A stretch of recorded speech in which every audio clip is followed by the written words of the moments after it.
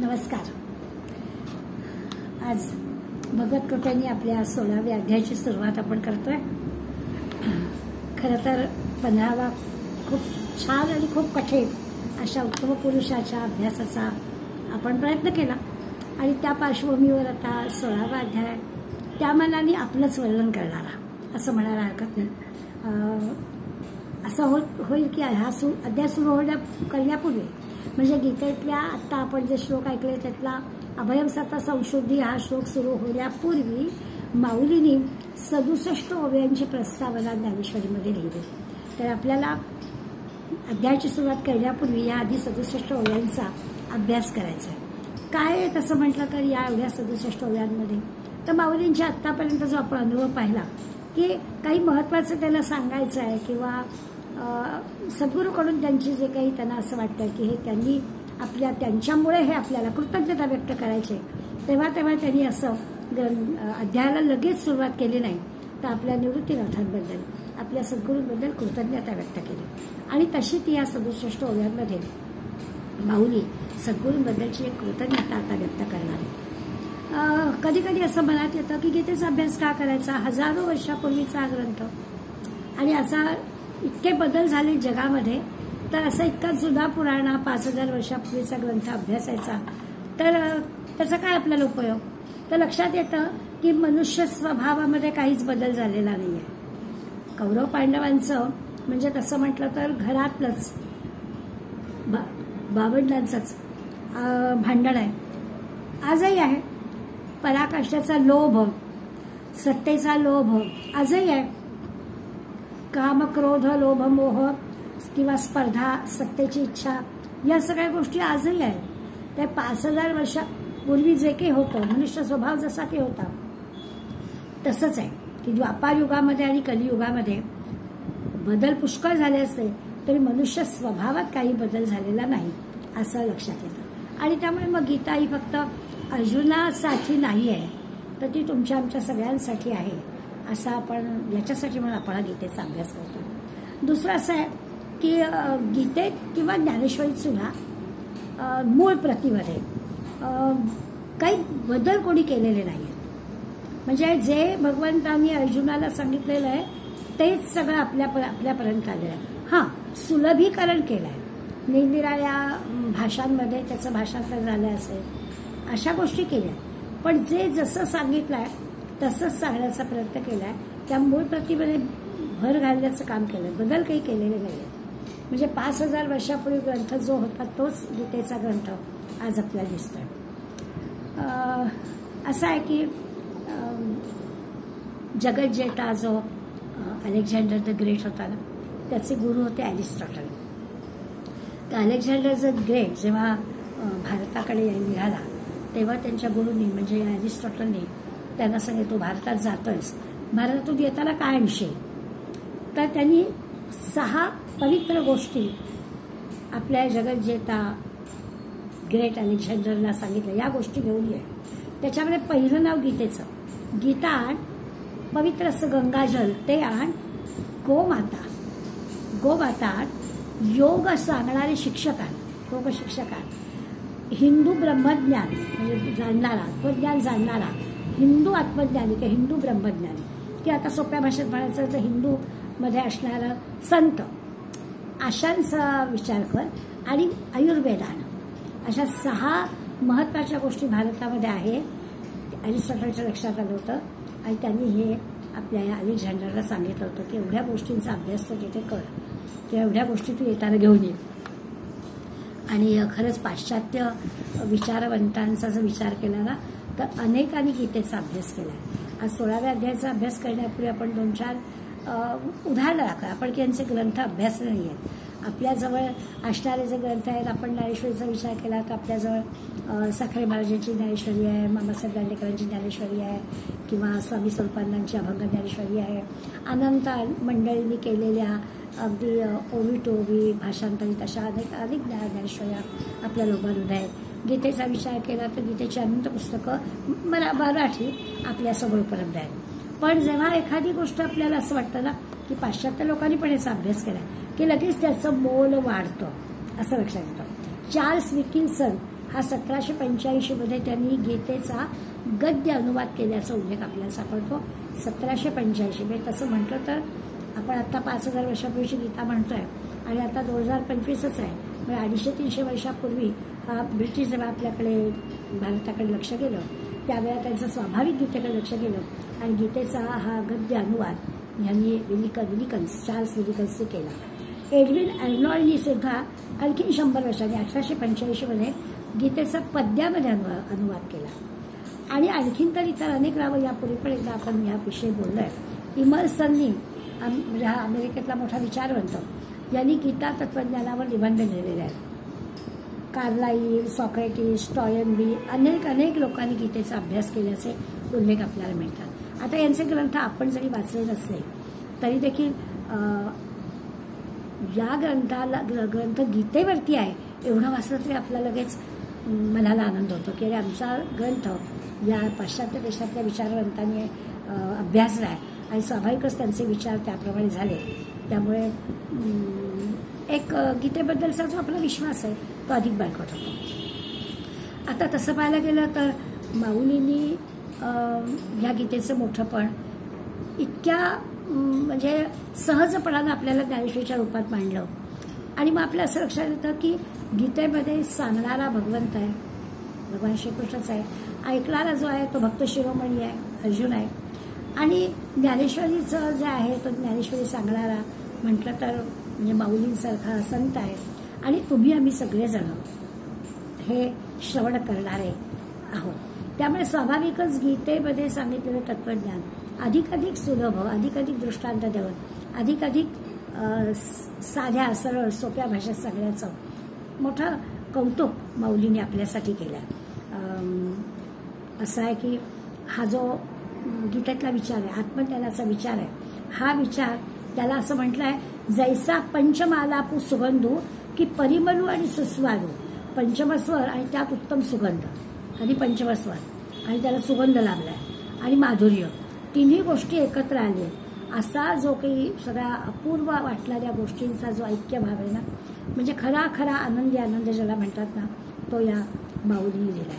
माऊलीने आणखी एक शब्द वापरला, याला गीतेला वैष्णव प्रसाद असं म्हटलंय. म्हणजे विष्णूचं जणू काही मंदिर आहे आणि जसं असतं ना मंदिरामध्ये काही मंडळी बाहेरून नमस्कार करतात, काही मंडळी अगदी गाभाऱ्यापर्यंत जातात, काही मंडळी प्रदक्षिणा घालतात, काही मंडळी तिथेच ओट्यावर बसतात, काही मंडळी ग्रंथ वाचन करतात, काही मंडळी ग्रंथ ऐकायला तिथे येतात. निरनिराळ्या पद्धतीने भक्त मंडळी मंदिरामध्ये येतात. कुठल्याही कारणाने येत असू देत, पण सगळ्यांना प्रसाद मिळतोच. कारण देवाच्या समोर सगळे सारखेच आहेत. तसं आहे कुठल्याही हेतूनं ज्ञानेश्वरीचा किंवा गीतेचा विचार आपण करत असतो. कोणी परीक्षेच्या माध्यमातून जाईल, कोणी बहुतरी काय ग्रंथात आहे असं म्हणेल. कुठल्याही माध्यमातून का होईना त्या ग्रंथापर्यंत आपण पोचलो तर आपल्याला आनंद मिळणारच मिळणार असा त्याचा अर्थ आहे. आता हा 16व्या अध्यायात आपण पाहणार आहोत. खरं म्हणजे 16व्या अध्यायामध्ये नवीन काहीच तत्वज्ञान भगवंत सांगणार नाहीये. जर आपल्याला हायचं वाटेल की 15व्या अध्यायात आपण दमणूक झालेली आहे, 16व्या अध्यायात नवीन तत्वज्ञान भगवंत काही सांगणार नाही. तसं म्हटलं तर 15 अध्यायांचा आढावा घेतला तर तेवढा वेळही पुरणार नाही, त्यामुळे आढावाही घेतलेला नाहीये. 15व्या अध्यायात माऊली असं म्हणतात की हे जे गीतेचं मंदिर उभं राहिलं आहे 15व्या अध्यायापर्यंत, आता थोड्या काही किरकोळ गोष्टी राहिलेल्या आहेत. खरं म्हणजे 15व्या अध्यायापर्यंत सगळं सांगून झालेलं आहे. नव्यानं काही आता तत्वज्ञान सांगायचं नाहीये, पण काही किरकोळ गोष्टी, काही मनात शंका अशा राहिल्या असतील त्या 16-17 अध्यायामध्ये मी सांगणार आहे. आणि 18व्या अध्यायामध्ये आढावा घेतला जाणार आहेच. आता अर्जुनाचं असं आहे की अर्जुन भगवंताला गप्प बसू देत नाहीये.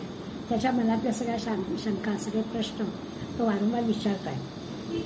खरं तर असं आहे की अर्जुनाला सारं कळलेलंच आहे. कळलेलं नाही अशातला काही भाग नाही आहे. सगळ्या गोष्टी त्याला कळलेल्या आहेत. अर्जुनाला खरं तर अशी काही त्याच्यामध्ये संपत्ती मिळालेली आहे की त्या दैवी संपत्तीचं वर्णन आता भगवंत करणार आहे. 16वा अध्याय जो आहे तो दैवी संपत्तीचं वर्णन करणार आहे आणि अर्जुनाला हे सगळं मिळालेलं आहे. आता ही संपत्ती आपल्याला समजून घ्यायला हवी, म्हणून हा या ग्रंथाचं तसं प्रयोजन आहे. सगळ्या ज्या गुणांचं वर्णन करता करता आपल्या लक्षात येईल की अरे हे सगळं अर्जुनाजवळ आहेच. जणू की अर्जुनाच्याच गुणांचं वर्णन माऊली करतायत, त्या भगवंत करतात. आपल्याला कळण्यासाठी पुन्हा या सगळ्या 26 गुणांचा विचार या 16व्या अध्यायात आपल्याला करायचा आहे. पण त्याला आपल्याला वेळ आहे. मी मगाशी म्हटलं तसं 67 ओव्या आपल्याला आधी अभ्यासायचे. ह्या सगळ्या ओव्यांमध्ये ज्ञानदेवांचं मोठं बुद्धीचं वैभव आपल्याला दिसत आहे. कारण आपल्याला लक्षात येईल की ह्या 67 ओव्यांमध्ये गुरुबद्दलचं मोठं कौतुक पुन्हा एकदा माऊली करणार आहे. अत्यंत नेहमी आपण म्हणतो अर्जुन कसा रुजू स्वभावाचा, नम्र स्वभावाचा आहे, अत्यंत करुणार्द्रता त्याच्याजवळ आहे. माऊलींचं पण असंच आहे की माऊलींचं पण श्रोत्याशी जो संवाद साधायचा आहे तो त्यांचा संवादाची जी भाषा आहे ती अत्यंत गोड आहे. त्यामुळे आपल्याला अर्जुनाच्या गुणांचं वर्णन आणि माऊलींच्या शब्दांमध्ये ते वर्णन असा दोन्हीचा आनंद आपल्याला घ्यायचा आहे. ह्या पहिल्या 67 ओव्यांमध्ये पण आपल्याला हे दिसणार आहे की माऊलींच्या शब्दाला एक गुरूंबद्दलचं जे आदराचा भाग आहे तो इतक्या नम्रतेनं माऊली व्यक्त करतात. एक सुंदर रूपक त्यांनी या पहिल्या ओवीपासूनच घेतलेलं आहे. त्याचा पण विचार आपण करणार आहोत. आणि ते घेता घेता त्या दोघांच्या म्हणजे माऊलींच्या मनामध्ये असणारा निवृत्तीनाथांबद्दलचा भाव तर आपल्याला कळेलच, पण तो कळता कळता माऊलींच्या स्वभावातली जी रुजूता आहे, त्यांची जी नम्रता आहे, त्यांचं जे बुद्धिवैभव आहे, त्यांचं जे शब्दवैभव आहे तेही आपल्याला या 67 ओव्यांच्या मार्फत कळणार आहे. दुसरं असं की आत्तापर्यंत ह्या 16व्या अध्यायापर्यंत माऊलींचा जो श्रोता आहे तो आता तसं म्हटलं तर माऊलीला अगदी पुरता वर्ष झालेला आहे.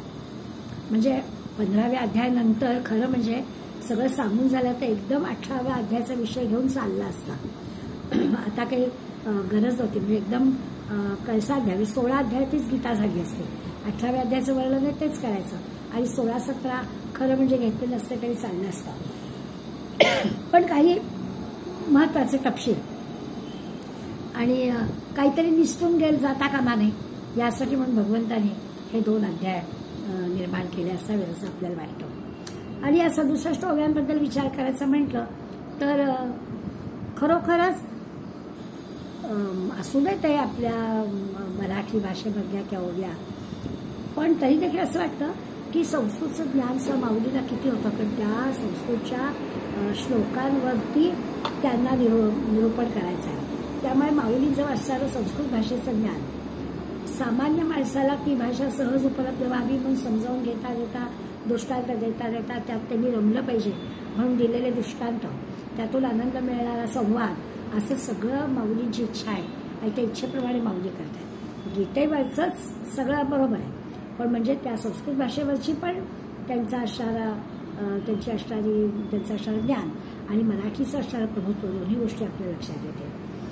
खरोखरच प्रवरा नदीच्या काठी निवाशाला त्या मोहिनी राजाच्या मंदिरामध्ये माऊली निरूपण करत असते.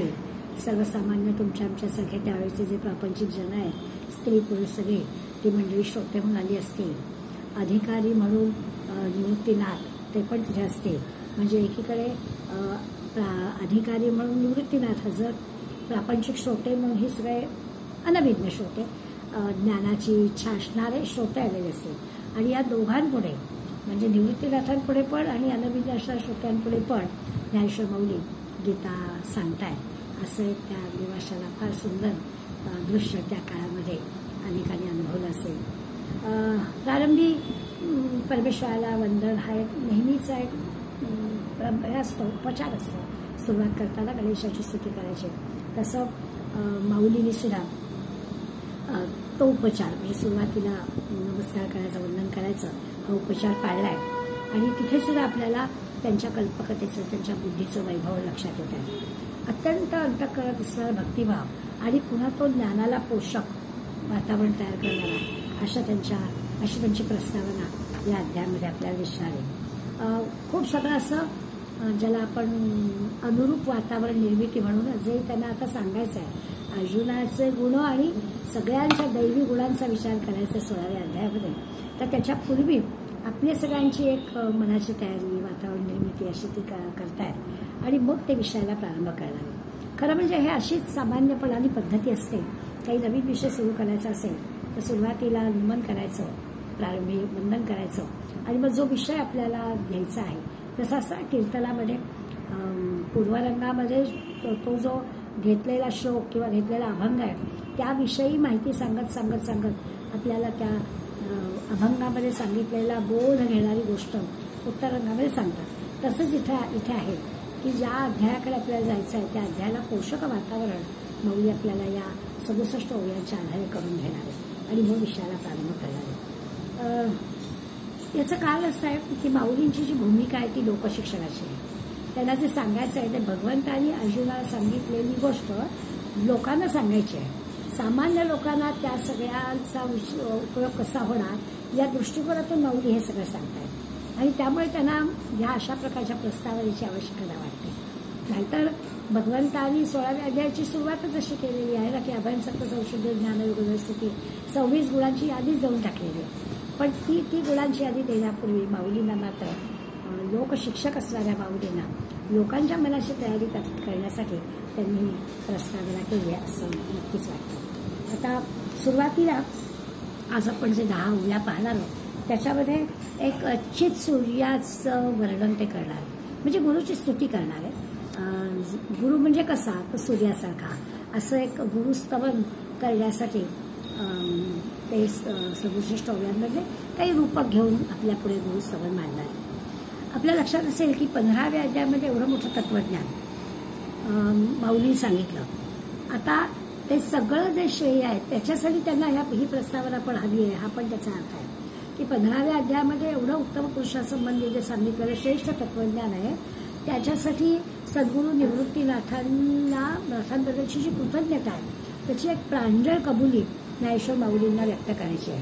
त्याचा उपयोग या प्रस्तावनेत त्यांनी पुन्हा सद्गुरू स्तवन करण्यामागे हाही उद्देश होता की एवढं मोठं महत्त्वाचं तत्वज्ञान सांगितलं. कारण शेवटची जी 15व्या अध्यायातली ओवी आहे ज्ञानेश्वरीतली त्यांनी त्याच्यात थोडंसं सूचना दिली आपल्याला की मी आता पुढे गुरुस्तवन करणार आहे.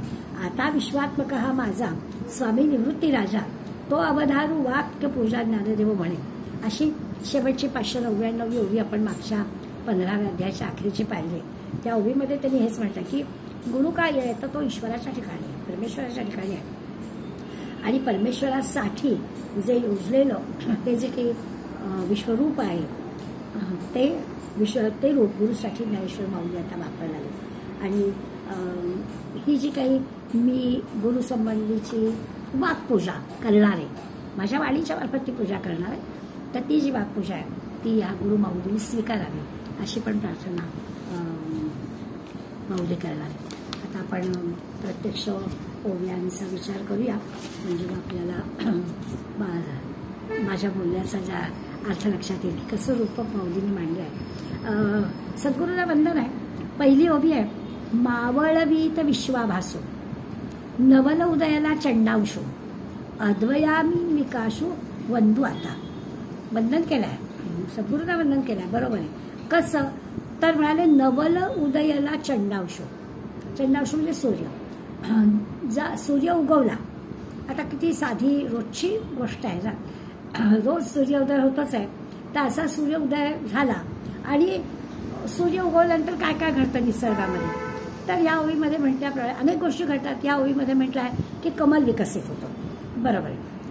आता इथे जो सूर्य आहे हा सूर्य सद्गुरू रूपी आहे आणि मग सद्गुरू जेव्हा आपल्यावर प्रसन्न होतात ते सद्गुरू आपल्याला काही सांगतात तेव्हा कमळ फुलतं. आता कमळ कुठलं तर हे अद्वैत रूपी कमळ उमलवतं.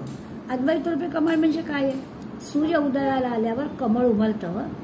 सद्गुरू आपल्याला भेटले की आपलं अद्वय म्हणजे अद्वय ह्याचा अर्थ असा आहे की ती जी काही परमात्मा स्वरूपाशी जी तन्मयता आहे अनन्यता आहे एकरूपता आहे ती एकरूपता होणं हीच भक्ती आहे.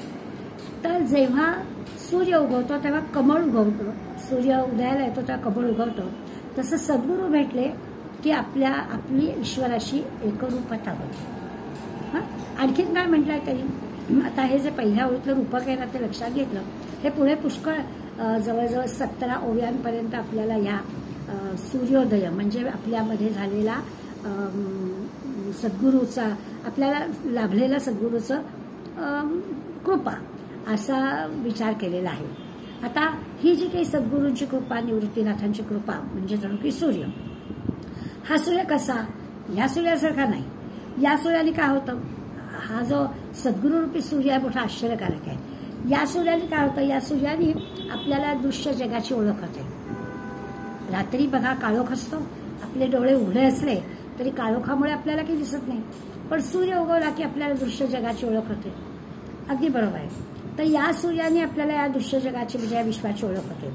आणि आपण ज्या आणखीन जे काही निसर्गात म्हणजे आता कमळ उगवतं, सूर्य चंद्रकमळ सूर्यकमळ असतात, तर सूर्य उगवल्यावर सूर्यकमळ पण उगवतं.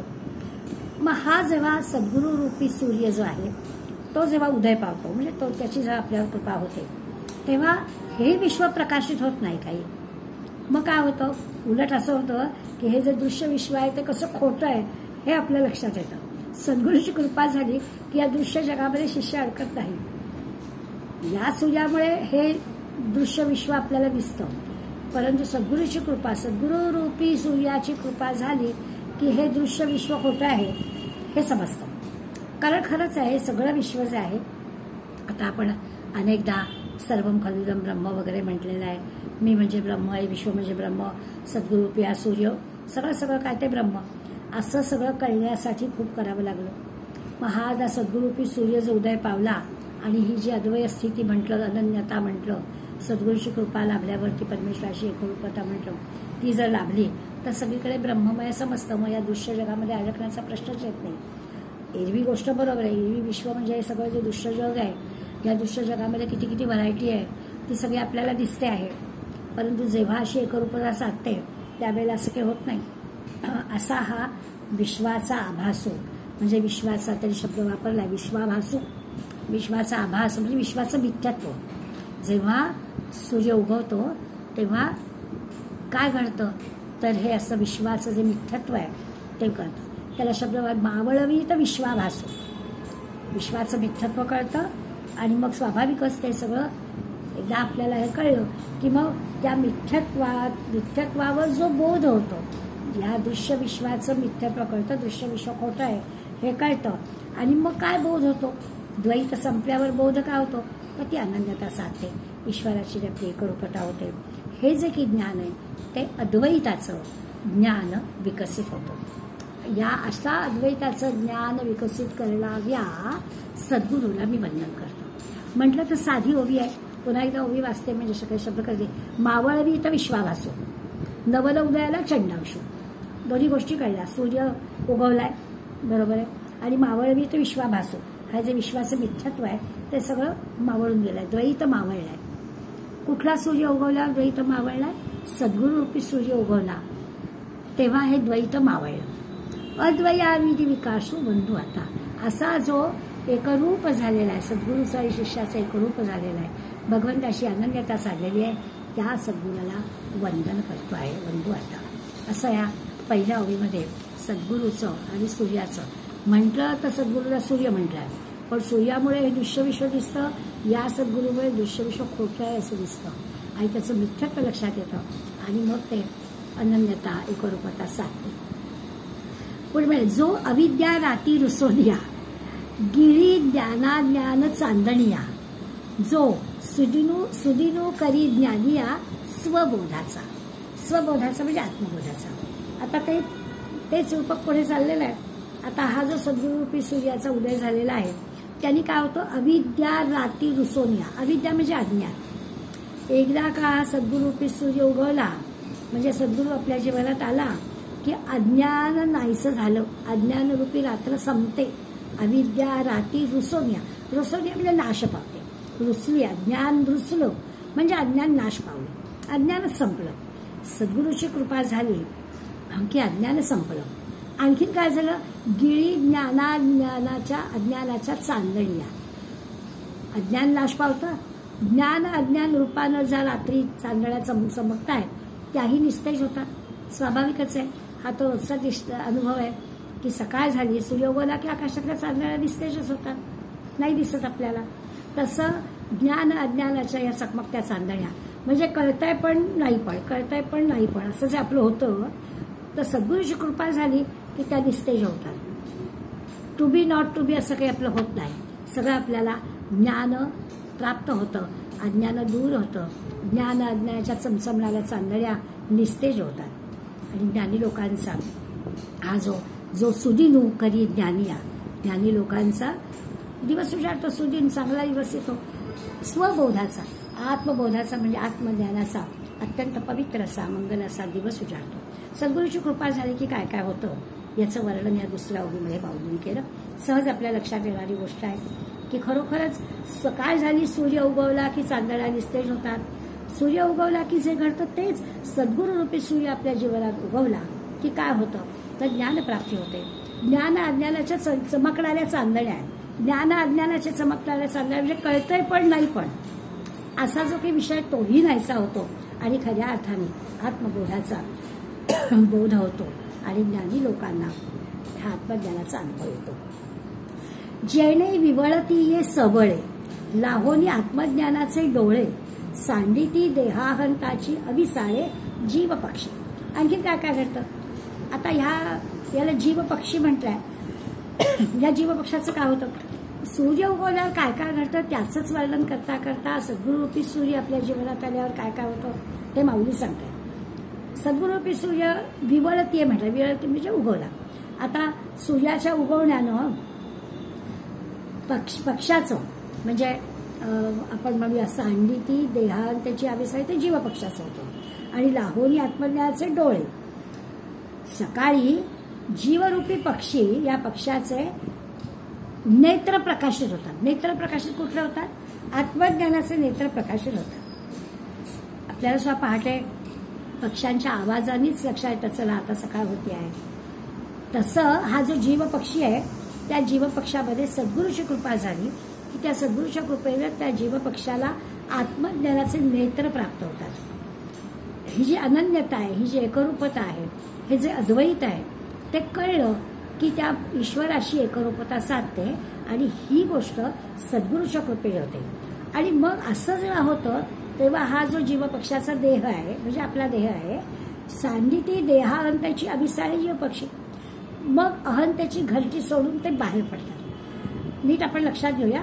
पक्षी घरट्याच्या बाहेर पडतात. आपल्या सूर्य उगवला की पक्षी घरट्या बाहेर पडतात. ही नेहमीची गोष्ट. सूर्य उगवला तर सूर्य उगवल्याच्या पूर्वीच म्हणूया पहाटेच पक्षी घरट्यातून बाहेर पडतात. आपल्या जीवरूपी पक्षाच्या याच्यातून अहंता बाहेर पडते. केव्हा बाहेर पडते? सूर्योदय झाला की. सूर्योदय होऊन म्हणजे काय तर सद्गुरू प्राप्त झाला की किंवा सद्गुरूची कृपा झाली की. सद्गुरूची कृपा झाली की आपला अहंता आपला जो अहंकार आहे तो ह्या देहातून बाहेर पडतो. खरी किती साधी गोष्ट आपण उपमा अशी दिली आहे की पहाट झाली की पक्षी घरटी सोडून जातात. अगदी तसं आपल्या देहातून अहंता जाते. सूर्य उगवला, प्रभात झाली, पक्षी घरट्यातून बाहेर पडले. तसं सद्गुरूची कृपा झाली, जीवनात आत्मज्ञानाचा आनंद मिळाला, आपोआपच देहामधला अहंकार निघून गेला. जिथे आत्मज्ञान आहे तिथे अहंकार राहणारच नाही. जोपर्यंत अहंकार आहे तोपर्यंत आत्मज्ञानाची प्राप्ती होणार नाही. सद्गुरूची कृपा झाली की जीवनामध्ये आत्मज्ञानाची प्राप्ती होईल. आत्मज्ञानाची प्राप्ती झाली की अहंकार राहणार नाही, तो नाहीसा होईल. पुढल्या वेळी म्हणतात लिंगदेह कमळाचा पोटी वेचू तथा चित भ्रमराचा बंदी मोक्षू जयाचा उदयला होय. उदयला म्हणजे उदय पावलं. आता काय काय झालं तर इथे लिंगदेहरूपी म्हटलेलं आहे. लिंगदेहरूपी कमळ. लिंगदेहरूपी कमळ म्हणजे काय तर कमळाला 17 पाकळ्या आहेत. लिंगदेहरूपी कमळ आहे. तर लिंगदेहाचा आपण लिंगदेह म्हणजे काय तर आपली 5 ज्ञानेंद्रिय, 5 कर्मेंद्रिय, 5 आपले प्राण, पंचप्राण ज्याला म्हणतो, बुद्धी आणि मन, अशा 17 गोष्टी आहेत. या 17 पाकळ्यांचं कमळ म्हणजे आपला हा देह आहे. हे सगळं जे कमळ आहे ते उमलायचं आहे. 17 पाकळ्यांचं कमळ त्याला लिंगदेह म्हणायचं. आता या 17 पाकळ्यांच्या कोशामध्ये तो जीव अडकलेला आहे. कमळात जसा भ्रमर अडकतो तसा जीव ह्या 17 पाकळ्यांमध्ये अडकलेला आहे. ज्ञानेंद्रिय, कर्मेंद्रिय, प्राण, 15 झाले आणि मन आणि बुद्धी, अशा 17 पाकळ्यांच्या कमळामध्ये म्हणजे या देहामध्ये तो जीव म्हणजे भ्रमर अडकलेला आहे. आता भ्रमरूपी जीवन कसा, तर हे सगळं ह्या सगळ्यांनी मिळणारं अज्ञान आहे, विषय आहेत, आसक्ती आहे, सभोवताली आपल्याला एवढ्या आकर्षित करणाऱ्या सगळ्या गोष्टी आहेत. या सगळ्या गोष्टींमुळे आपली जी काही बुद्धी त्यात अडकली आहे. भ्रष्ट झाले म्हणणं जरा थोडंसं आहे की भ्रष्ट झाले कसे म्हणायचे, पण निदान दृश्य गोष्टीमध्ये अडकली आहे. मग आपले विचार बदलतात, आपल्या नीतीच्या कल्पना बदलतात, धर्माच्या कल्पना बदलतात आणि बुद्धी या सगळ्या दृश्य जगामध्ये अडकते. कारण या सगळ्या 17 पाकळ्यांमध्ये तो भ्रमर गुंतलाय ना, म्हणजे आपला जीव त्याच्यात गुंतलाय ना या 17 पाकळ्यांमध्ये. आणि त्यामुळे त्या भ्रमराला अडकायला झालाय. दृश्य जगामध्ये आपण अडकतो जसा भ्रमर कमळात अडकतो. हा सुंदर माऊलींची कल्पना आहे. आपल्याला ती कल्पना लक्षात येत कळेल. आपण सुद्धा या दृश्य जगामध्ये असेच अडकतो. माझा मुलगा, माझा नवरा, माझं घर, माझा बँक बॅलन्स. रिटायर झालं असलो तरी सुद्धा शेवटच्या तारखेला मेसेज आला की नाही बँकेचा, पेन्शन जमा झालं की नाही, सगळ्या गोष्टी आपल्याला लागतात. कारण या दृश्य जगामध्ये आम्ही अडकलोय. या सगळ्या 16 पाकळ्यांच्या कमळात हा जीव अडकलाय आणि तिथे जीव अडकल्यामुळे त्याला त्या सद्गुरूपर्यंत जाताच येत नाहीये. जो सद्गुरूपर्यंत पोहोचेल तर त्या पाकळ्यांचा फोडून बाहेर जायला हवं. त्या भ्रमराजवळ ताकद आहे. त्या भ्रमराजवळ लाकूड फोडण्याची सुद्धा ताकद आहे. तर त्या नाजूक असणाऱ्या कमळाच्या पाकळ्यांना पोखरून त्याला बाहेर जाताना येणार असं थोडंच आहे. परंतु त्या दृश्य जगातल्या प्रेमामध्ये, त्या सगळ्या वासनांमध्ये, माझं माझं माझं या सगळ्यामध्ये मी अडकतो.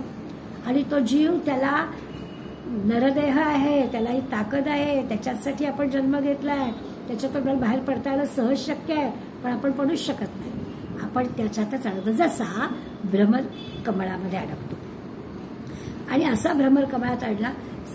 सुदैवानी जर सकाळ झाली, सूर्य उगवला, कमळ उमललं तर तो भ्रमर मस्तपैकी उडून जातो. पण त्याच्यातच जर तो रमला तर मात्र त्याचा जीव कासावीस होतो आणि उघडायचं म्हणजे सूर्योदय व्हायच्या आतच त्या कमळाच्या पाकळ्यातच तो बिचारा मरून जातो. त्या सुगंधाच्या, त्या सगळ्या मोहमयी त्या जगामध्ये त्याला बाहेर येणं शक्य असून सुद्धा तो येत नाही. अगदी तुमचं आमचं वर्णन हेच आहे की आम्हाला शक्य आहे या सगळ्या मोहमयी दुनियेतून स्वतःला बाहेर काढणं, पण आम्ही त्यातच अडकतो. ह्याला काय वाटेल, त्याला काय वाटेल, असं नाही केलं तर काय होईल, तसं नाही केलं, याच सगळ्यात आम्ही अडकतो आणि आम्ही बाहेर जातच नाही. सद्गुरूंची कृपा झाली की मग ही 5 ज्ञानेंद्रिय, 5 कर्मेंद्रिय, प्राण, मन, बुद्धी यांना हे आत्मज्ञान प्राप्त होतं आणि मग तो अडकत नाही त्याच्यामध्ये. या सगळ्यामध्ये त्यांच्या म्हणजे जसं म्हणतो ना आपण, संताला तुमच्या आमच्यासारखाच देह असतो, सगळं असंच असतं, पण तरी ते दृश्य जगामध्ये अडकत नाहीत तुमच्या आमच्यासारखे. अज्ञानामुळे आपण अडकतो, विषयांच्या आसक्तीमुळे आपण अडकतो.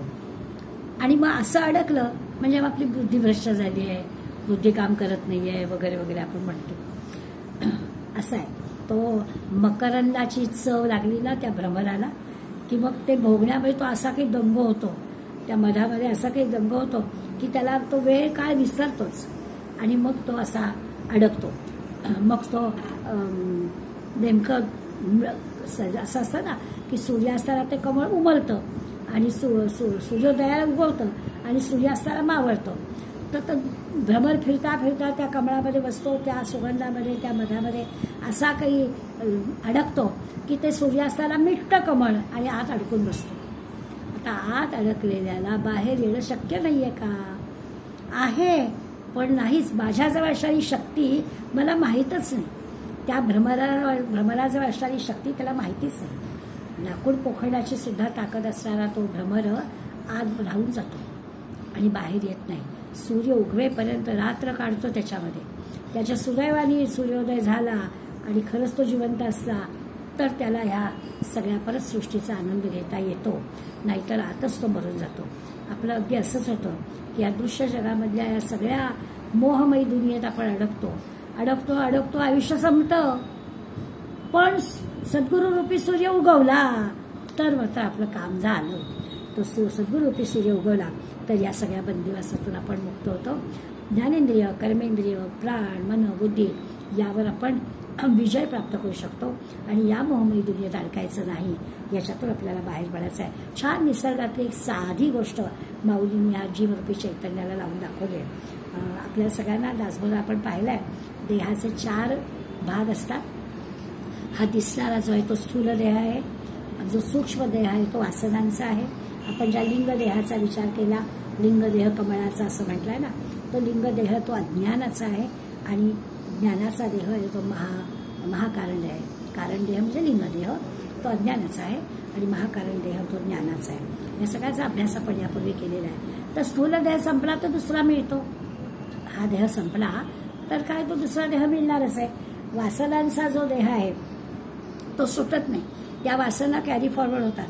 त्या पुन्हा नवीन जो स्थूल देह आपल्याला मिळेल त्या नवीन स्थूल देहामध्ये त्या वासनांना आपल्याला घेऊन जावं लागतं आणि त्या वासनांची पूर्ती त्या नवीन देहामध्ये करून घ्यावी लागते.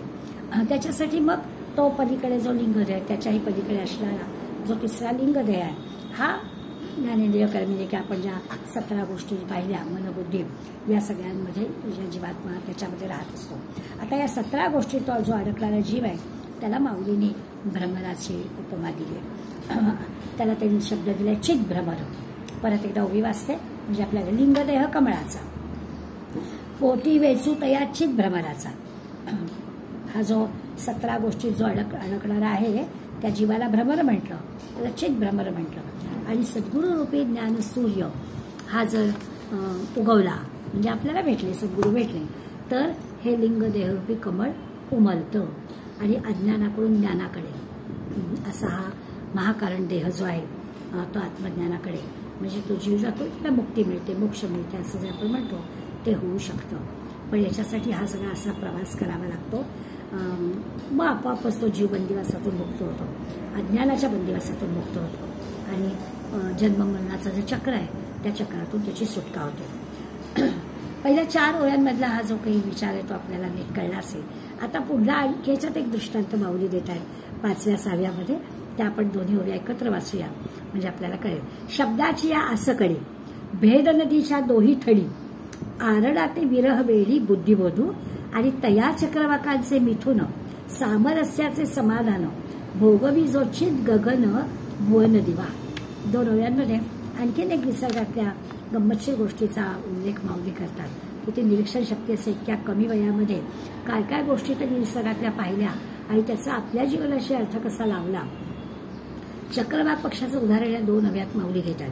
हे चक्रवाक पक्षी जे आहे हे नदीच्या म्हणजे पाण्याच्या जवळ राहणारे आहेत आणि मग त्यांचं असं असतं की त्या चक्रवाक पक्ष्यांची नर आणि मादी यांचं दिवसा मिलन होतं पण रात्री मात्र त्यांची ताटातूट होते आणि रात्री ताटातूट झाली की ते त्या वियोगामध्ये दुःख करतात. ते ज्या नदीच्या काठावर असतात नेमके कुठे असतात त्यांना दिसत नाही, रात्र झालेली असते आणि मग रात्रभर ते एकमेकांना हाका मारतात, आवाज करत असतात पण भेटू मात्र शकत नाही, त्यांची भेट होत नाही. हा सगळा कदाचित कवी संकेत पण असेल पण चक्रवाक पक्ष्यांचं असं सांगतात की दिवसा ते भेटतात, रात्री मात्र त्यांची भेट होऊ शकत नाही. ते आवाजाच्या माध्यमातून प्रयत्न करतात पण नेमका ह्या किनाऱ्यावर हात मारले की तो नर त्या किनाऱ्यावर गेलेला असतो, मग तो तिला शोधत या किनाऱ्यात येतो, तो पण मादी त्या किनाऱ्यावर, असं काहीतरी त्यांचं होतं आणि त्यांची भेट होत नाही. आता ही जी नरमादी चक्रवाक पक्षाची जोडी आहे ही कामासक्त आहे आणि त्यामुळे परस्परांपासून ते दूर राहिल्यामुळे त्या विरह वेदनांनी व्याकुळ झालेले आहेत. रात्रभर भेटीसाठी ते तळमळत आहेत. सकाळ झाल्यावर मग ते एकमेकांना सहजपणानं शोधतात आणि मिळतात पण रात्रभर त्याला हा त्रास सहन करावा लागतो. हे जे चक्रवाक पक्षाचं त्यांनी उदाहरण घेतलंय, दृष्टांत दिलाय, नरमादी कामासक्त असलेली एकमेकांना शोधते अशी. आता आपल्या जीवाशी तरी कसं लावलंय तर आपली बुद्धी आणि आपल्याला होणारा आत्मज्ञान म्हणजे बोध. आता ही बुद्धी आणि आत्मज्ञान यांची ताटातूट झाली म्हणजे आत्मज्ञान म्हणजे काय ते कळत आहे पण ते बुद्धीला पटायला पाहिजे ना. बुद्धी अजूनही या दृश्य जगातच आहे त्यामुळे त्या बुद्धीला हा बोध होत नाहीये. बुद्धीची आणि या आत्मबोधाची ताटातूट झालेली आहे आणि सकाळ झाली म्हणजे सद्गुरूची प्राप्ती झाली.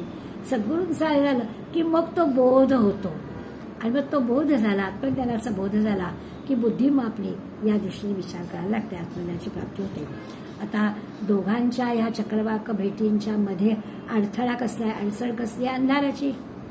अंधार आहे म्हणून दोघांची भेट होत नाही. आपल्याला अडचण कसली आहे, दृश्य जगाची. अडचण दूर कोण करतं, चक्रवाक पक्षांची सूर्य. आपली ही दृश्य जगातली अडचण दूर कोण करतो, सद्गुरू. असं सगळं छान माऊलींनी दृष्टांत आपल्याला दिलाय. बुद्धीला तोपर्यंत ज्ञान होत नाही, ती अडचण आहे मोठी. या दृश्य जगामध्ये बुद्धी वावरत असते त्यावेळी इतकंच बरोबर वाटतं. शास्त्रातले काही वेळा असं होतं, शास्त्रामधली विरुद्ध वचनं असतात आणि त्याच्यामध्ये बुद्धी अशी काही गुंतते की आपल्याला निश्चित निर्णयच करता येत नाही. परस्पर विरुद्ध असणारी मतं असतात.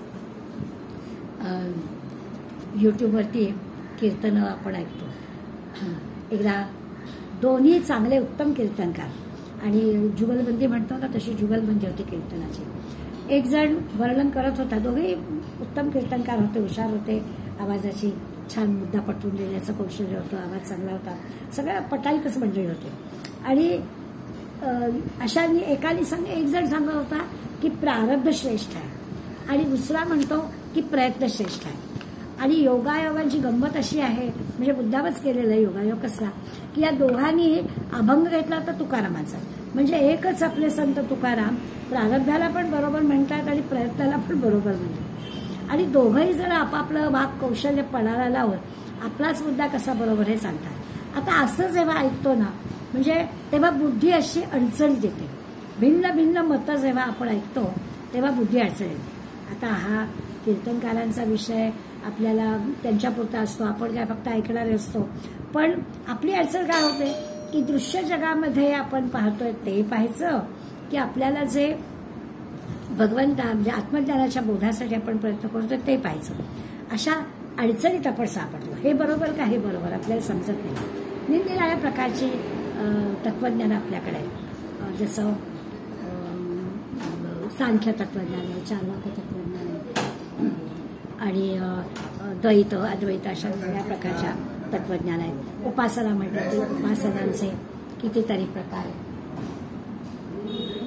जरा एक मिनिट. काकाला सांग झोपले का.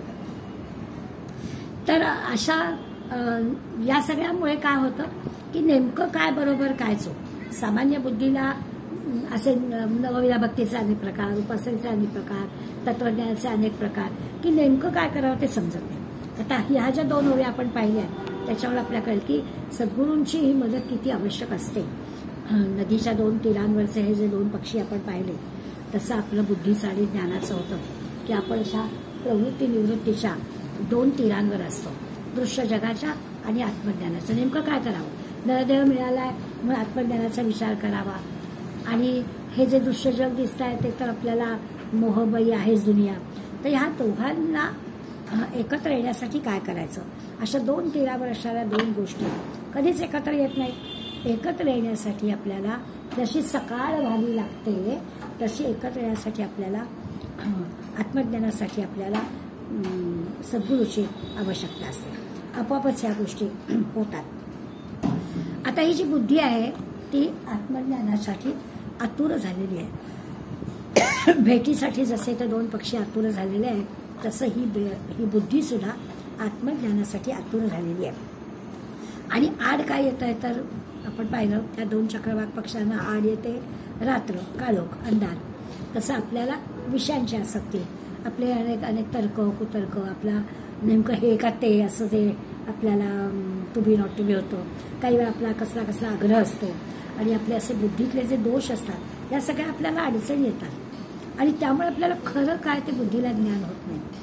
हे करावं का हे करावं, हे करावं का हे करावं अशा याच्यात असतो. प्रपंचाकडे आपण झेपावलेलं असतो.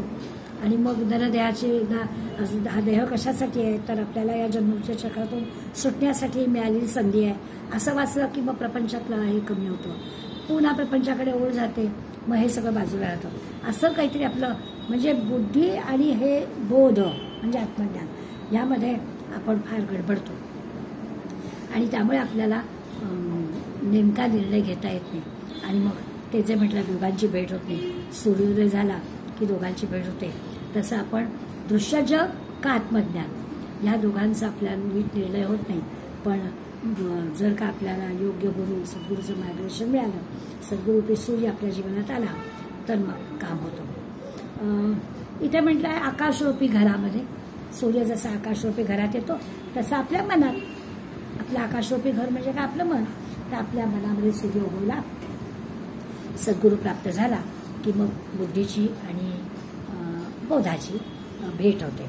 बुद्धीतील सगळे दोष असतात ते संपतात आणि दोघांना एक असं ऐक्याचं समाधानाचं सुख प्राप्त होतं. बुद्धी आणि ज्ञान असं दोन्ही मिळून त्याचा बोध होतो असं म्हणायला हरकत नाही. आता पुढल्या ओवीमध्ये 7व्या ओवीमध्ये हेच रूपक चालू आहे. जेणे पाहिली या पहाटे भेदाची चोरली फिटे रिघती आत्मानुभव वाटे पांथिक योगी. या ओवीमध्ये 2 प्रकारची माणसं सांगितली. चोर पण सांगितले आणि योगी पण सांगितले. चोरांचं काय असतं, सकाळ झाली की त्यांचं काम संपतं, त्यांना रात्री काम करायचं असतं. त्यामुळे ते जे चोर असतात ते स्वाभाविकच त्यांची वेळ संपते सूर्योदयाच्या वेळेला. आणि यांची जी असते पहाटेची वेळ ती योग्यांची सुरुवात होते. त्याला ध्यानधारणा करायची असते सुरुवात होते. काय म्हणतात पहा, जेणे पाहिली पहाटे भेदाची चोरली फिटे. म्हणजे पहाटे सूर्योदयाच्या थोडंसं आधी चोर जे आहेत ते मागच्या पायरी निघून जातात. भेदाची चोरली फिटे. आणि जेव्हा आपल्याला सद्गुरूरूपी सूर्य जीवनामध्ये येतो म्हणजे भेद संपतो. आता काही समत्व जे काही आहे ते समत्व आपल्याला कळतं. असं समत्व योग उच्चते होतं. भेदभाव जेव्हा संपतो आणि तो योगी रूपी जो वाटसरू आहे तो योगी रूपी वाटसरू काय करतो, रिघती आत्मानुभव वाटले पांथिक योगी. तो योगी रूपी वाटसरू जो आहे तो आत्मानुभवाची वाटचाल करायला लागतो. म्हटलं तो ओवी साधी आहे, पण आता इथे आपल्याला चोर नाही म्हटलेलं. पण आपलं नेमकं काय होतं तर आपली ही जी रात्र आहे ती रात्र संपते आणि तरी देखील भेद म्हणजे चोर काय करतो तर आपले पाय मागे घेतो म्हणजे मागच्या पायाने निघून जातो असं वर्णन केलं आहे. आणि हा जो आहे योगी जो आहे तो मात्र काय करतो तर त्याचा भेदभाव संपतो. समत्वम योग उच्चते. का, सकाळ झाली म्हणून. याची सकाळ काय आहे, सूर्य उगवला म्हणून चोराचा पाय मागे आला. आणि योग्याची सकाळ झाली म्हणजे त्याच्या मनामध्ये हे ज्ञान आत्मानुभवाची वाटचालता करायला लागला. ही जी काय आहे तो भेदभाव संपलाय म्हणजे ज्ञानाची प्राप्ती झाली याची खूण आहे. जयाचे विवेक किरण संगे उन्मेख सूर्यकांतू फुणगे दीपले जाई ती डांगे संसाराची. आता पुढल्या ह्याच्यात ते सांगतात काय झालं, विवेक किरण, विवेकरूपी किरण. सगळ्या निसर्गातल्या ह्या साध्या गोष्टीला हे आपलं सगळं जोडायचं आहे. काय होतं तर हे जे सूर्याचे किरण येतात ज्याच्या बुद्धीमध्ये बुद्धिरूप सूर्यकांताचे ठिणगे म्हणजे ती प्रज्वलित होते. म्हणजे एकदा सद्गुरूरूपी सूर्याची किरण विवेकरूपी आहे. म्हणजे विवेकानं सद्गुरूंनी सांगितलेल्या गोष्टी समजून घ्यायच्या. त्या विवेक किरणांमुळे आपली बुद्धी तेज होते. आणखीन काय काय होते, वृत्तीची निवृत्ती होते. ज्ञानाचा उन्मेख म्हटलाय. ज्ञानाचा जो सूर्यकांत मणी आहे तो मणी प्रदीप्त होतो. आणि सगळ्यात महत्वाचं दीपले जाळती दांगे संसाराची. दांग म्हणजे अरण्य. संसाररूपी जे अरण्य आहे ते जाळून भस्म होतं की त्याच्यात आपण अडकत नाही. अशा सगळ्या गोष्टी होतात. स्वरूपानंदाने या ओवीचं वर्णन करताना म्हटलंय, ज्याच्या विवेकरूपी किरणा संगे बुद्धिरूप सूर्यकांताचे ठिणगे पेटून जाळी ती राणे संसाराची. एकदा का सद्गुरू कृपा झाली की त्याची जी काही कृपेमुळे सगळे त्याची जी कृपा असते ती विवेकरूपी किरणानीच असते. योग्य पद्धतीने असते. कुठल्या शिष्याला काय सांगायचं त्याला बरोबर कळतं आणि त्याप्रमाणे ते सांगतात. आणि आपल्यात बदल काय होतो तर खरोखरच बुद्धी तेज होते, वृत्तीची निवृत्ती होते. सगळ्या वृत्ती संपून जातात. काही अपेक्षा राहत नाहीत, काही लालसा नसते. ज्ञानाचा जो सूर्यकांत मणी आहे तो प्रज्वलित झालेला असतो. असं सगळं होतं. सगळ्यात महत्वाचं या दृश्य जगामध्ये जे अडकणं आहे ते संपून जातं. अशा सगळ्या गोष्टी होतात. किती सद्गुरूचं महत्व मौली सांगतात पहा. पुढल्या ओळीत म्हणतात, जयाचा रश्मी पुंजून निबरू होता स्वरूप उखरी स्थिरू जे महासिद्धीचा पुरू मृग जळते. आता इथे मृगजळ कशाला म्हटलंय ते आपण लक्षात घेऊया. काय म्हटलंय, रश्मी पुंजू निबरू. प्रखर आहे. दिवस झाला म्हणजे प्रखर आहे. कसला आहे तर आज किरणपुंज आहे, सूर्यकिरण आहे ती अशी प्रखर आहे. आणि होता स्वरूप उखरी स्थिरू. आता ती कुठेतरी माळ आणि ती किरण पडलेली आहे आणि अशी जेव्हा पडतात तेव्हा काय होतं तर मृगजळ कधी दिसतं आपल्याला, सूर्यकिरण पण लागतं आणि दूरवरती आपल्याला पाणी असं भासतं, त्याला आपण मृगजळ म्हणतो.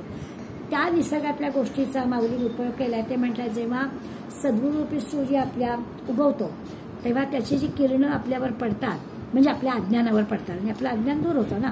सद्गुरूची कृपा झाली की आपलं अज्ञान दूर होतं. तर अज्ञानावर त्या सद्गुरूची कृपेची किरणं पडली, स्थिर झाली की मग काही काही अनुभव आपल्याला येतात. त्याला ओवीमध्ये शब्द वापरलाय महासिद्धी. त्या महासिद्धी मिळतात. कशामुळे मिळतात?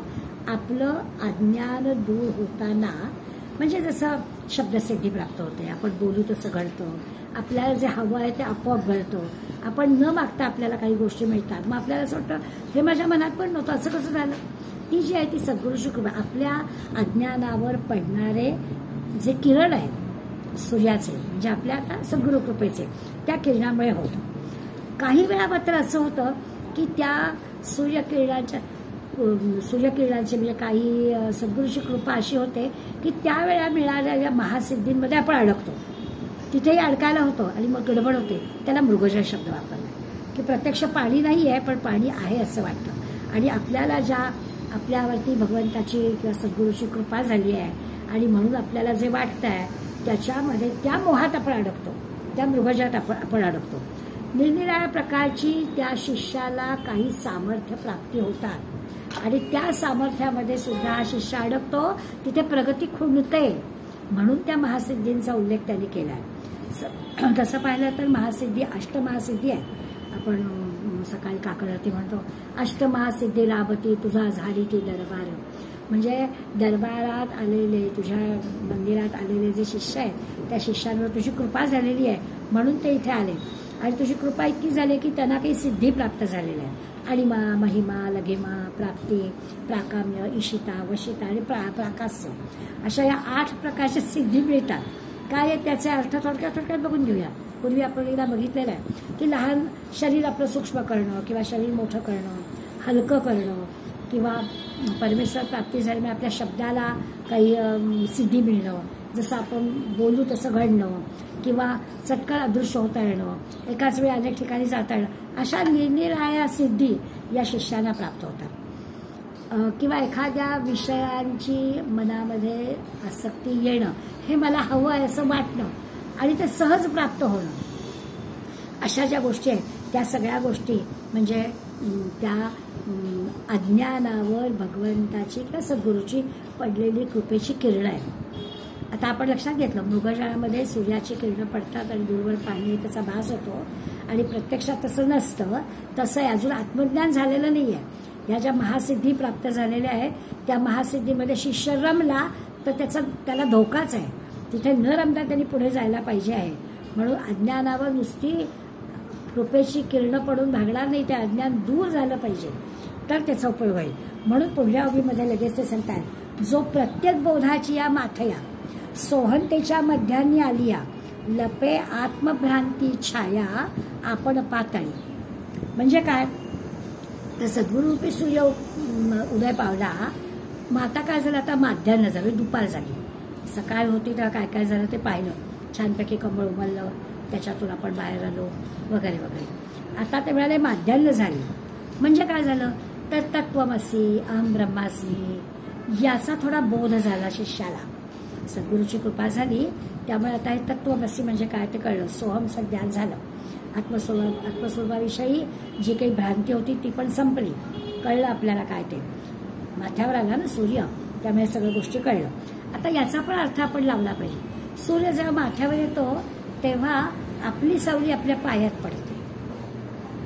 आपली सावली आपल्या पायात पडते आणि जसं पाहावे आपणासी आपण या नाव ज्ञान.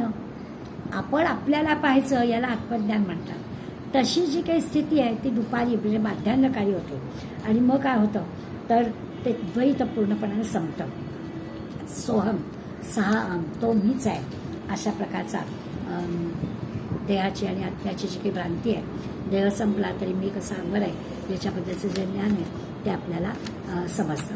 आता असा जो विषय मांडलाय हा सगळा साधी गोष्ट, सूर्य उगवला आणि निसर्गात होणारे बदल, तसा सद्गुरूची कृपा झाली की आपल्यामध्ये होणारे बदल. पण 67 ओव्यांचा अभ्यास आहे. या 10 ओव्यांमध्ये आपण जी काही भ्रमराची गोष्ट पाहिली किंवा त्या याचा कसा तो भ्रमर अडकतो आणि बाहेर येतो ते पाहिलं किंवा चक्रवाक पक्षाची गोष्ट पाहिली. पण सगळ्यामध्ये एकच आपल्याला कळेल की सद्गुरूची कृपा होणं हा फार मोठा महत्त्वाचा विषय आहे. पण ती कृपा झाल्यावर त्या कृपेच्या आनंदात पण राहायचं नाही आहे किंवा त्या सिद्धीमध्ये पण रमायचं नाही आहे. तर तिथून पण आपल्याला बाहेर पडायचं आहे. मग तिथून बाहेर पडताना काय करायचं? माऊलींना निवृत्तीनाथांनी त्यांच्या प्रत्येक वेळा तरी सांगितलं की मी नाही आहे बोलत, निवृत्तीनाथ माझ्याकडून बोलवून घेतात. त्या निवृत्तीनाथांबद्दलची जी त्यांच्या मनातली एक कृतज्ञता आहे ती कृतज्ञता त्यांनी या ओव्यांमध्ये व्यक्त केली आहे. पुढल्या ओव्यांचा अभ्यास आपण पुढल्या वेळी करूया. तत्पूर्वी आपण या 10 ओव्या काकांच्या ऐकूया, म्हणजे आपल्याला ओव्यांचा अर्थ पुन्हा एकदा उमगेल.